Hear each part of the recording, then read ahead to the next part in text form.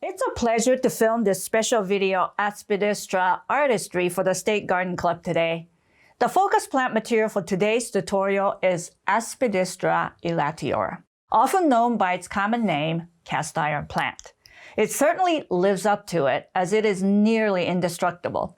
It's a plant that can even survive in very low light, can take great deal of abuse in any area of your garden or indoors.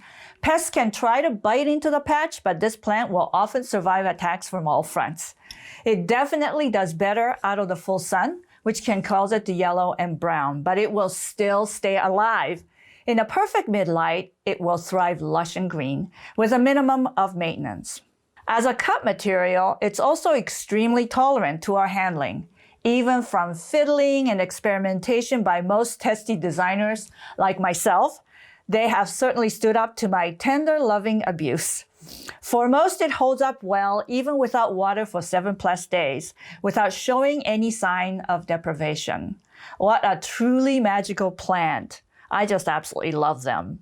It's often available in two different variations, the green and the variegated, which provide us with added inspiration for pattern applications. Green provides a sinuous but solid color backdrop to your flowers, no matter their color, while the variegated variety provides a sculptural and curvy surroundings connecting curvilinear lines to segue from green and white to the white of your flowers or to your container. It makes the connection to white as an introductory color in the design with green. Let's now take a closer look at the surface structure of these leaves. Let's examine the front surface, which is rather smooth, slightly matte. It's not a real glossy unless you actually spray with glossy paint, but otherwise it's a real nice smooth surface. On the back side, that you can see truly the venation, the makeup, the physiology of this particular leaf. You'll see that the center rib that's very stiff at the bottom, very strong, and it thins out and disappears up to the top. But it also has a side venations that goes radially but upwards. So it's a very longitudinal kind of venation that kind of creates this curving lines on the back side. And that's what we're going to take advantage of in some of our designs that we'll do today.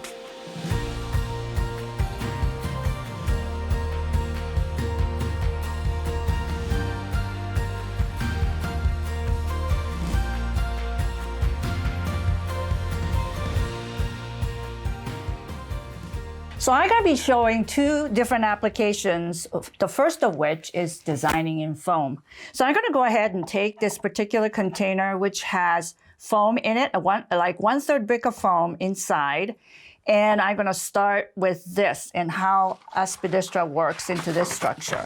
The key of designing with Aspidistra is that we're going to use it to create sort of a sculptural form in this design into which we will then design a 2 or 3 or 4 flowers into it. So that really the importance of the Aspidistra statement is going to be the heart of this particular design. So in order to do that, I want to establish a couple of uprights because this is going to be more of a vertical design. So I want a couple of upright, in fact, branches here. So I'm going to use actually these dried fantail willow. And these are dried pieces that I have had in storage. So I'm going to use that as sort of part of the structure building. And I actually have under the foam, the floral foam itself, I have a piece of styrofoam, and that's kind of what you heard, a little crunch, is it's going actually into the styrofoam underneath because that makes this insertions much more solid than if I had just foam. But the real trick here is that you have a lot of foam. There's a whole one side of the foam that's exposed that needs to be covered up. But the design itself, I want it to be up in here so that using just few materials, I want this to really look great. So what I want to do is create a sculptural form with Aspidistra here so that those 2 or 3 blooms that I put in here will really stand up against the sculpture that I've created with Aspidistra. But the first kind of mission here is to cover the foam because all of that, we don't want flowers down in the base of this because that becomes very focal emphasis centered around the base, and we don't want that. We want, you know, the sculpture to be really the feel. So I'm gonna go ahead and take one Aspidistra, and I'm gonna cut it short so that it goes directly into the side of this piece of foam. And then I'm going to go ahead and slit into, and maybe I should show this out of the foam. I'm gonna slit into the midrib right here, just a nip.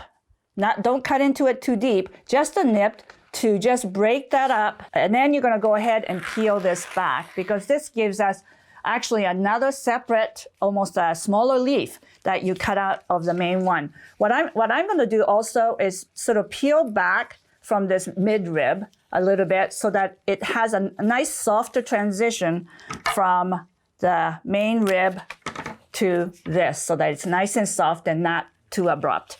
So I'm gonna go ahead and take this and put this down low into the foam.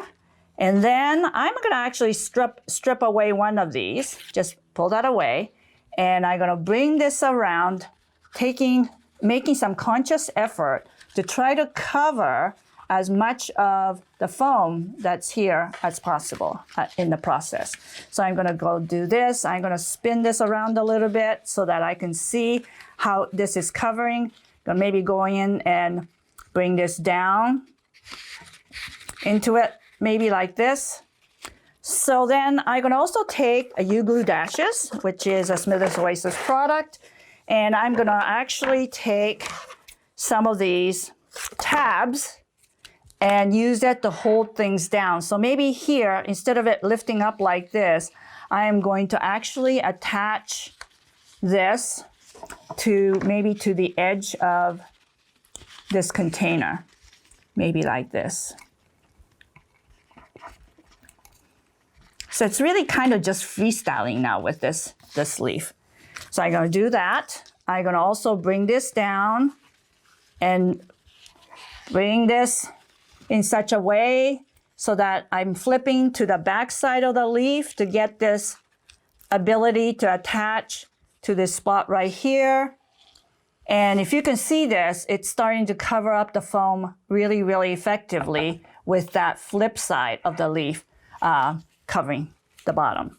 And then I'm gonna take this loose piece and bring it around, which by the way covers up a great deal of that foam. I'm gonna actually take this just a half a tab because that's just a small piece. And I am going to attach that to part of that leaf as well, so that then I can attach this piece right in and over that spot, which leaves this end sort of a little loose. So I'm gonna kind of bring it back in, thread it back in, so that it flows back into the front side. And I may actually use this to attach to the front of the container. And I'm gonna show you that in a minute. After I do this, I'm gonna put the U-Glue onto the container so that you can see how that follows and attaches to the front side like this. And thus cutting sort of the edge of this container a little bit so that you don't see that straight across rim of the container, that the foliage is starting to flow into and over. And it really creates just a nice coverage of leaf on that side. So what I'm gonna do is I'm also gonna take a little bit smaller piece of Aspidistra variegated, and I'm gonna actually do much of the same, cut into the rib and tear, so that I can give a little bit of interesting treatment with the variegation so that it covers up a little bit more of the foam in here on the side. So I'm gonna take that and bring that over. Let's do this. You just gotta kind of cleverly figure out how you're gonna cover as much foam as possible with what you have here. So I'm gonna bring that down, bring this over, and again, use a little piece of U-Glue to fasten that down to the outside of the container a little bit so that you have that continuous sort of little bit of spillover to bring the container to be part of the design. So it covers up a good deal of the base without using other material. But at this point, you know, you can get so convoluted by doing more and more of it, and it becomes too much attention to the bottom when in fact the design is going to be more about that. So you want to keep it kind of very calm looking down at the bottom.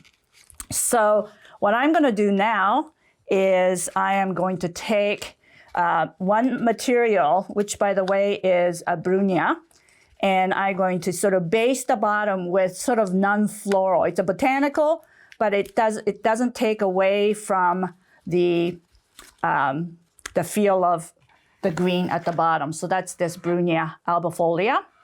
So what I'm going to do is take that and cut it into just little single pieces and finish off kind of with basing so that I can get a little bit of just basing that takes away from the nature of just the leaves and give it a little bit of textural difference that makes it a little bit interesting as sort of a interesting textural treatment. So maybe something like this on this side here. And I'm just going to go back and finish it off in any area where there's a little bit of foam showing. So that helps clinch off that base because I'm really not intending to go too heavy with flowers at the base at all. If anything, we just want to keep enough of a base availability to insert stems that will be up in here. The flowers are up in here, but you still need stem insertion. And of course, that is also possible through the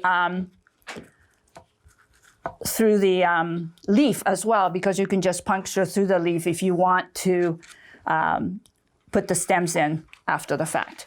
So I'm just going to finish it off with this. So it's really basically monobotanical at the bottom to create no confusion as to what is going to be really the heart of the design.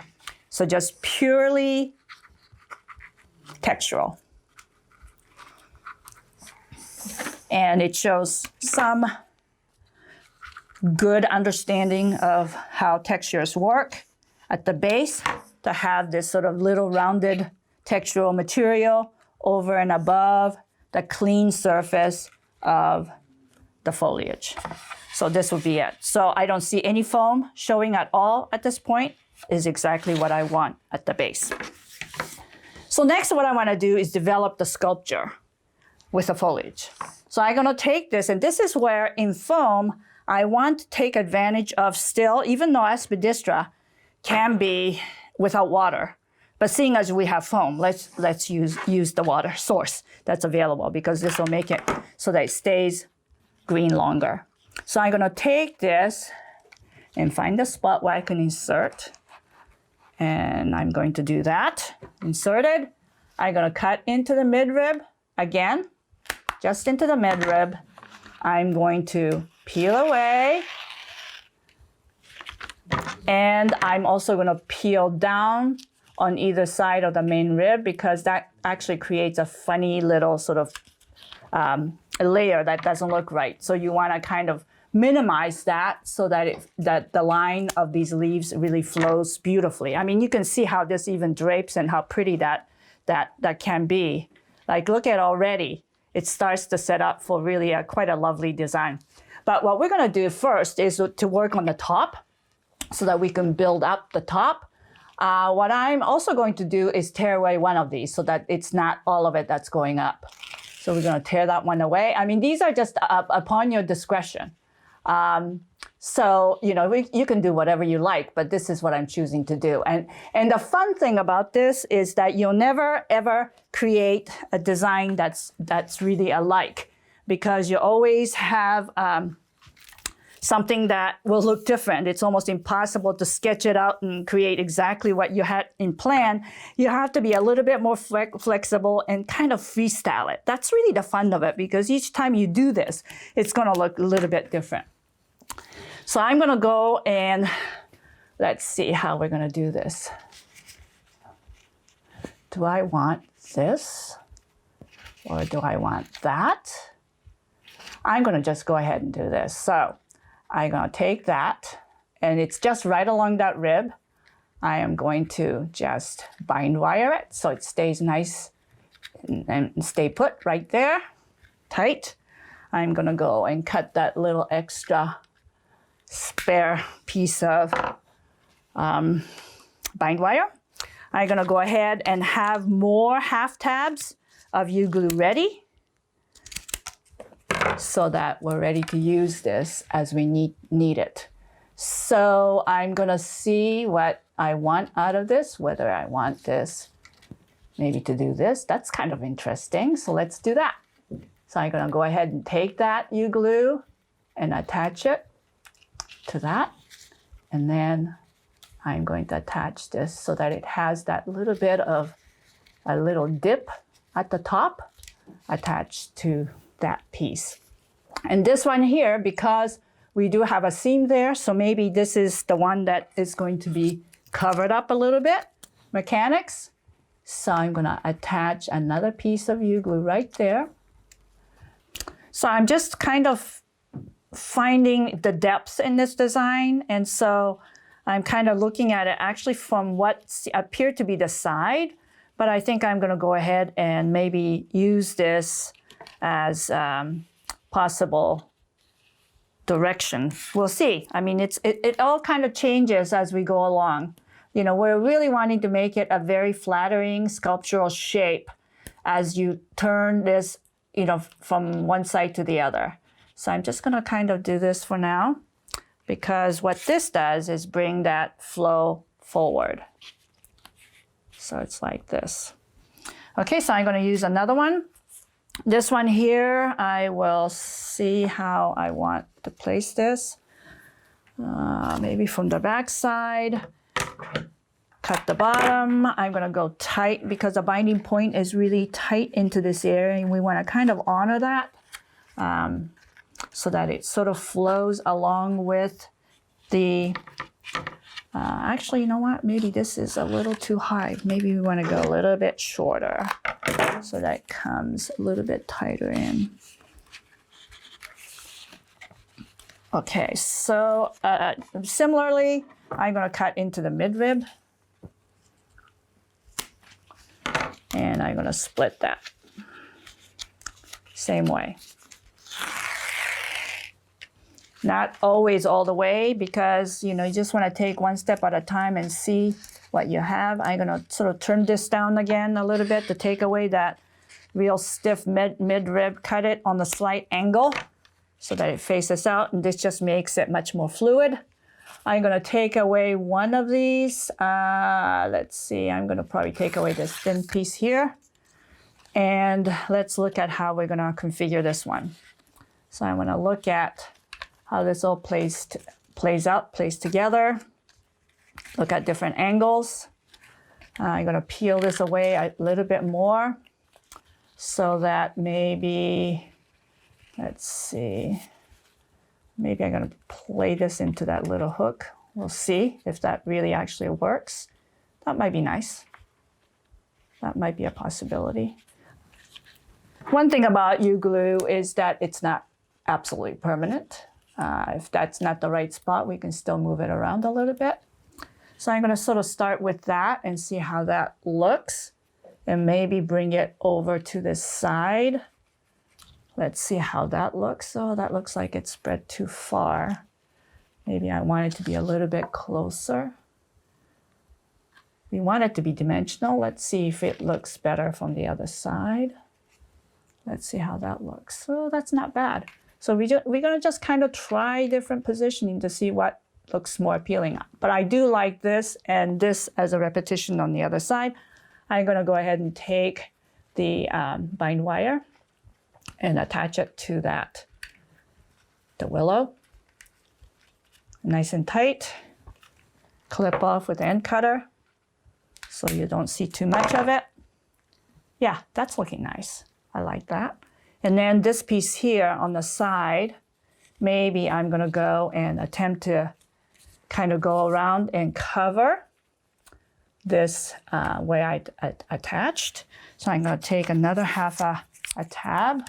So I'm gonna sort of follow up the tie with a cover up of it where the mechanic is so that it sort of helps disguise that juncture. Maybe something like that. Maybe this brought back in so it flows back into the picture. That doesn't need actually U-glue because it just kind of does that. But maybe a tip. You know, I'm just kind of whole humming because, you know, we're kind of just playing here. That's the fun of it all.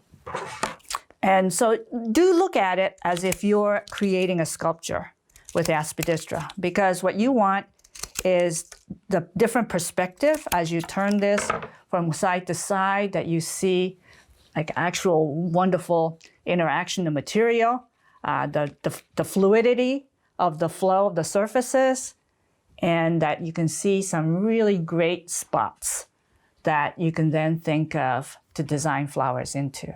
So far so good.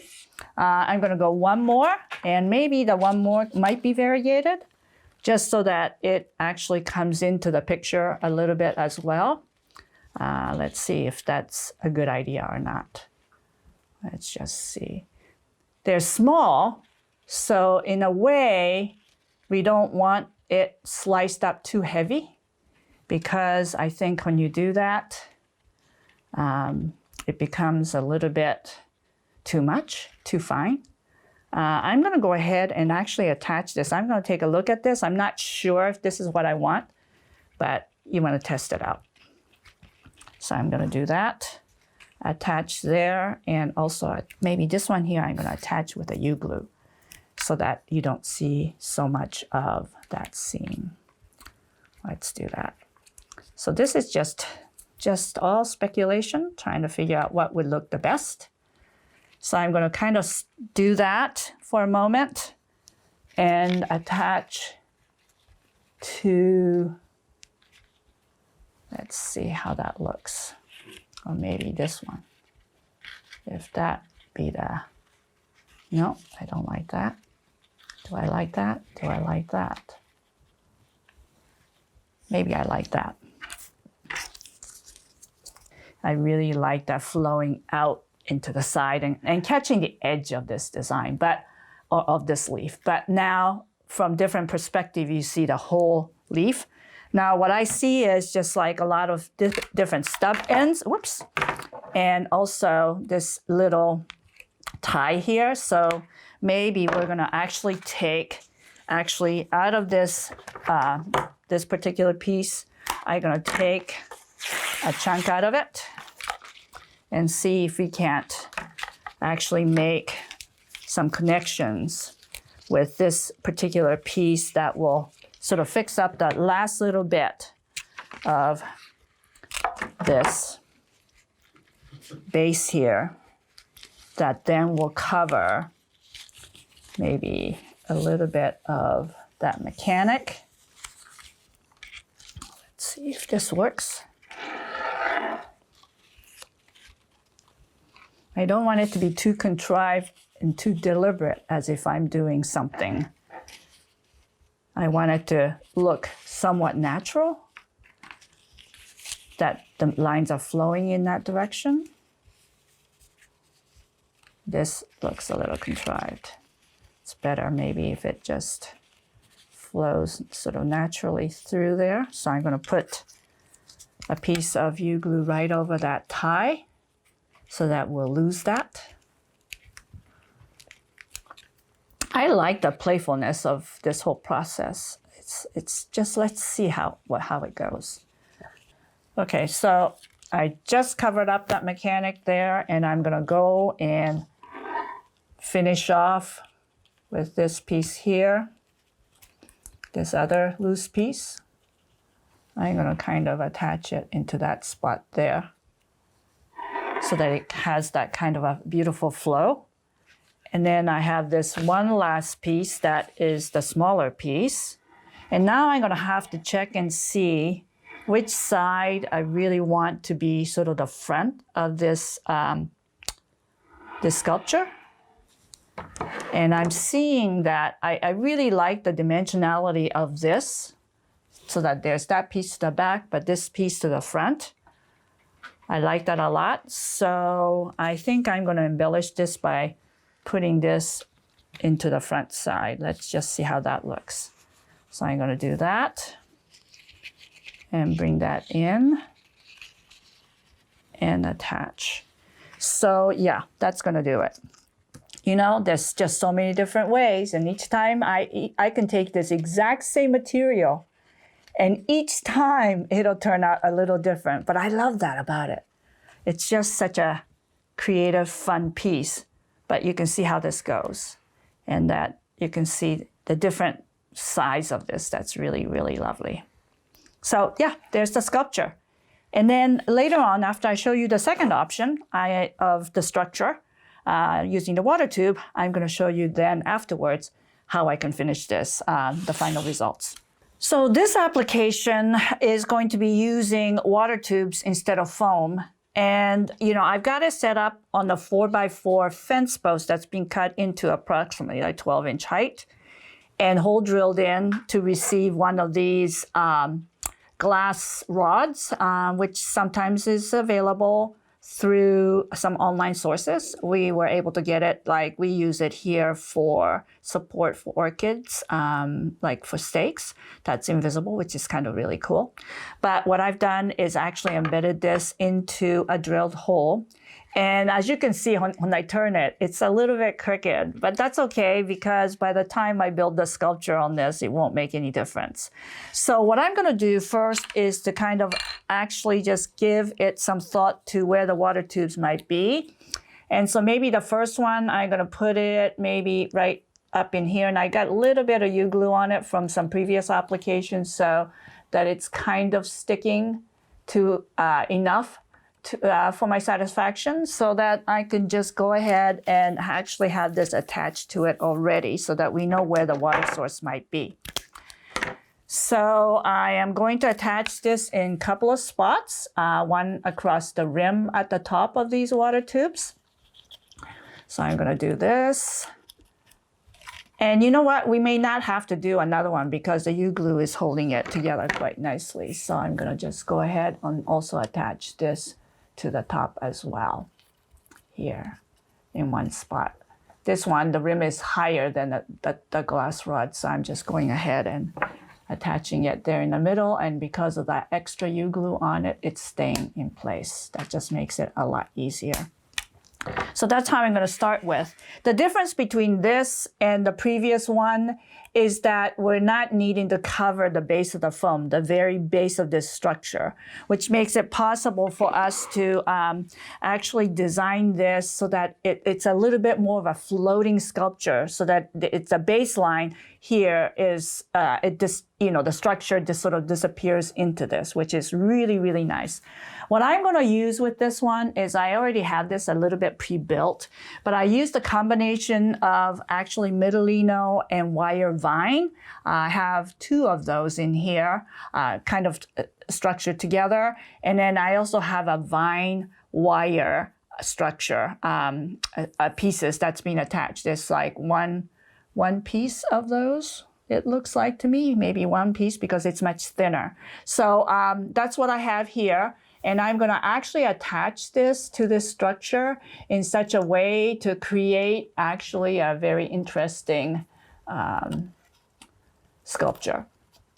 So what this does is provide a little bit of a template to this structure and point of attachment for my the Aspidistra leaf. So I'm going to attach it maybe to this, let's see, this spot here. Let's do that. So I'm going to do that with bind wire. So attach this here to the bind wire. And because there's a water tube right here, it'll slide down and kind of stay put right there. And I'm going to cut a little bit more of this so that this piece of yarn wrapped wire is attached to that spot as well. I'm going to attach this structure in various spots so that it creates a much more horizontal, slightly diagonal to horizontal structure. So I'm going to look at this and see how it looks. Maybe this gets brought in a little bit more forward. This gets coming a little bit more forward. I need to attach that particular piece, this part of the structure, to the water tube. Let's do that so it stays in place.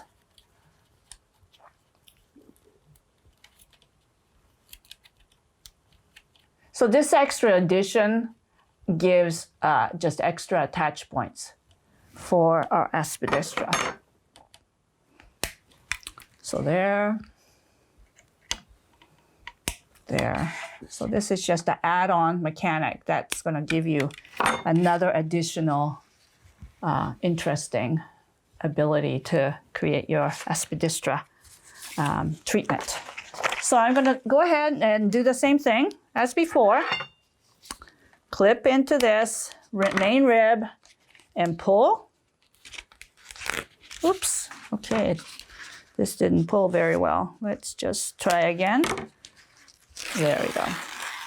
So there's the first pull, and I'm going to take away one of these. Maybe I actually started very low. That's why these pieces become quite thin. I'm going to actually pull away both of them. And then tear away these two side pieces so that it doesn't look so abruptly cut. And actually cut this at an angle so that it tapers nicely. And I'm going to cut also down to the main core like this. So actually this one, we'll probably have the water tube filled also. Let's do that so that some of this could be in water. So I'm going to start out with this one being in water. And I'm going to also cut some pieces of U-glue dash. So we're ready with this. So this one here actually, because it has a slight blemish, and I want to kind of hide that. So I'm going to kind of go in here and hide that blemish in behind there. Sort of bring it down. I'm not liking that twist very much. So maybe I'm going to go the other direction.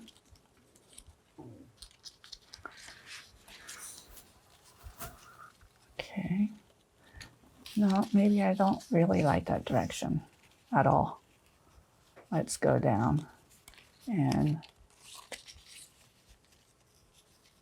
so I bring it up. Let's do that and attach the U-glue dash to the glass rod. We'll just leave it at that for a moment and allow this to maybe just flow downward. Yeah, I think that's kind of nice. So that it floats, but it floats out in front of the wood block so that it's not really coming down to the bottom to the base. So that it gives you that kind of a beautiful flow downward and then upward. And then with this other piece, let's go with, you know what? This also needs to be cut a little bit higher up.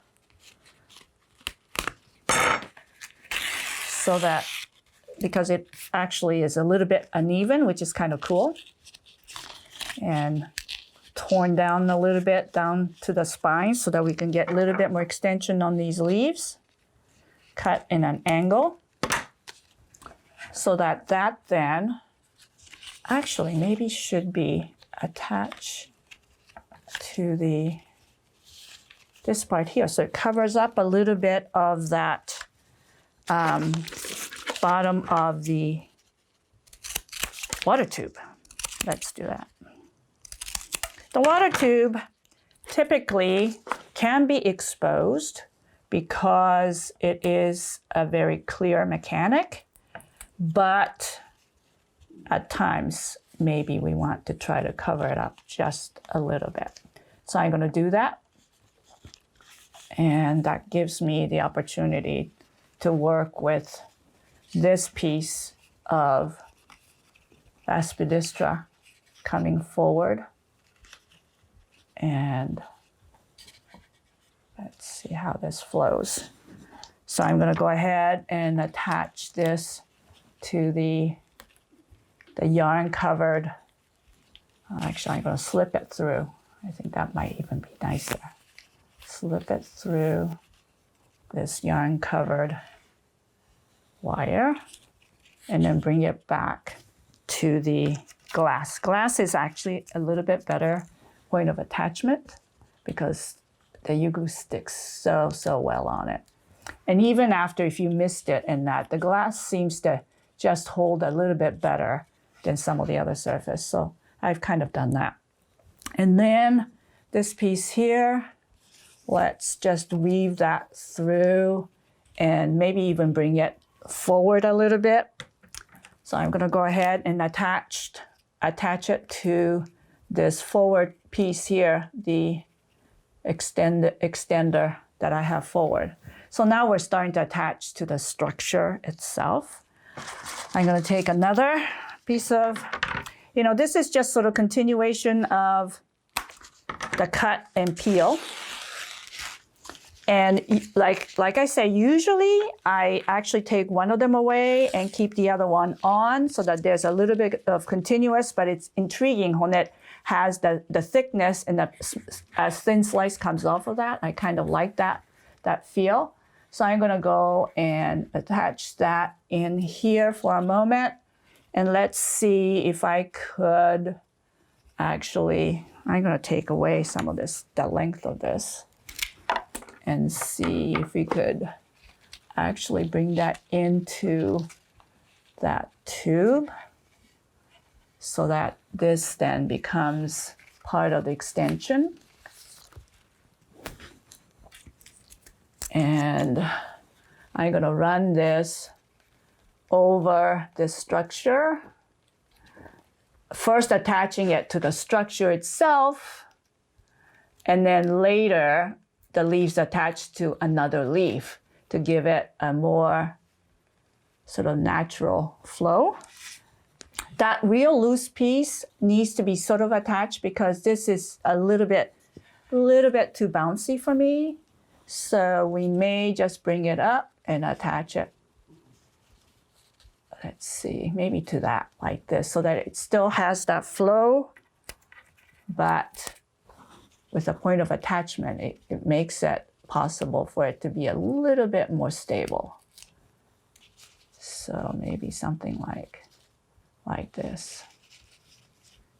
Okay, so something like that. Okay, so now let's look at maybe some of this variegated piece. I'm going to work a little bit with it. So maybe we're going to bring that from the bottom of the juncture and bring it over.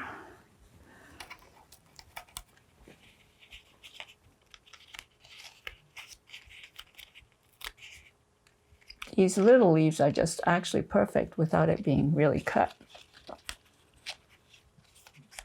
And I want to attach it in a couple of spots so it's just, some of it is much more stably kind of glued together and holds as a structure even much stronger. And let's see if we could actually use this stem into the top part and bring it down a little bit. So this is kind of in tandem working with this structure so that it sort of sets up some of the direction of the sculpture. This makes it actually really viable for any kind of flower placement, that it's being supported by this like heavier structure that makes it possible for being able to use a lot more interesting kind of product, that it has the stability and the strength to be able to, for you to be able to maneuver really quite a range of things that may not be possible normally because of the weight of the material. This lends itself to a much more different application with different materials. So I'm just going around and looking to see what area needs more coverage. So I'm going to just add a few pieces here and there to make this kind of work. And so I'm just going to do that now and sort of finish up and add in the Aspidistra where it's needed. The beautiful thing about this particular method, using the Middlino extender as well, is the Middlino extender itself is wired so that you can bend it and shape it so that you have ability to move it around a little bit, which is really, really a nice ability to do this.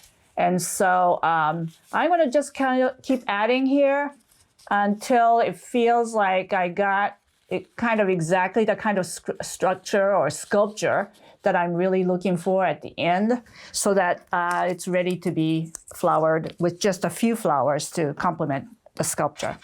So I finished and completed the Aspidistra sculpture part of this particular design. That the importance of building the sculpture first with the Aspidistra Artistry.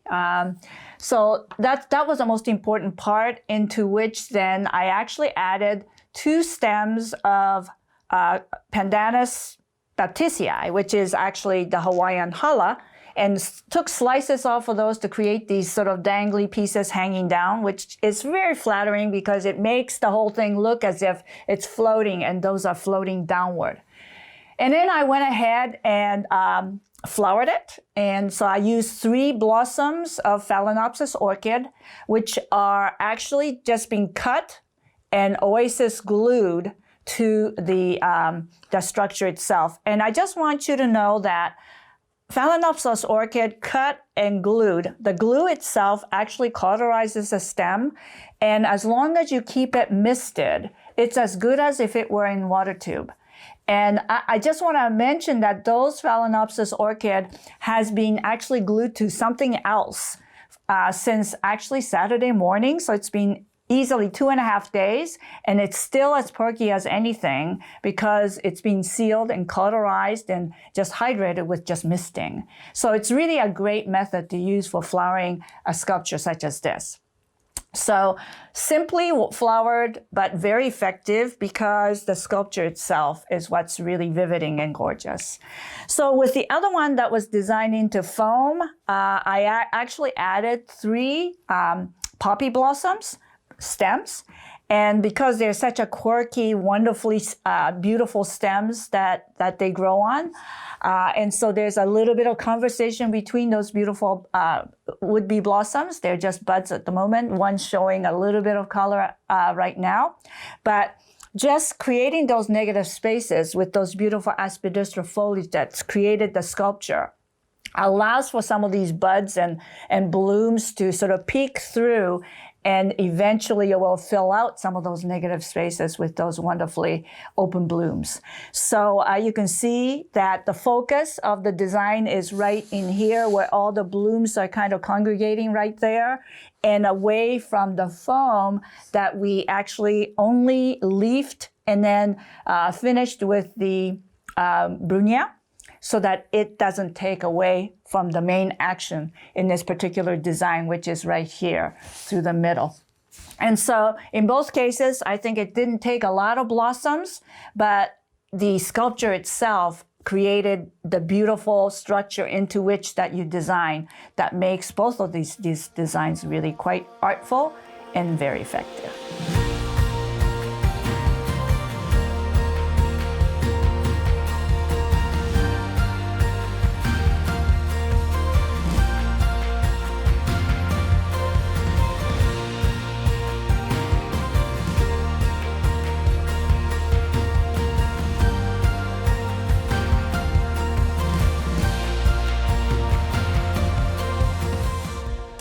Well, I found that it was a lot of fun to play with Aspidistra again. It's one of my favorite material to work with to create beautiful, artful structures and sculpture, I should say, for the flowering.